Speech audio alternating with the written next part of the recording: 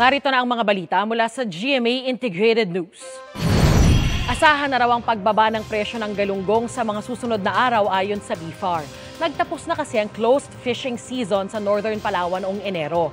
Ayon sa BIFAR, kapag marami ang supply at maraming klase ng isda ang pagpipilian, bumababa talaga ang presyo. Base sa monitoring ng Department of Agriculture, nasa 200 hanggang 320 pesos ang kada kilo ng sariwang galunggong. 180 hanggang 260 pesos naman ang imported. Narito naman na iba pang balitang binabantayan ng GMA Integrated News.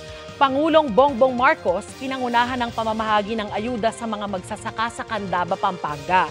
Libu-libong solar-powered irrigation unit planong itayo sa mga sakahan.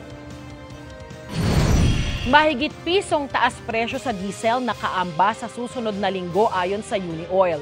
Gasolina, posibleng tumaas ng 60 hanggang 80 sentimo. At mamaya sa 24 oras weekend, chairman ng barangay mag-asawang Sapa sa Santa Maria, Bulacan, pinagbabaril sa loob ng barangay hall.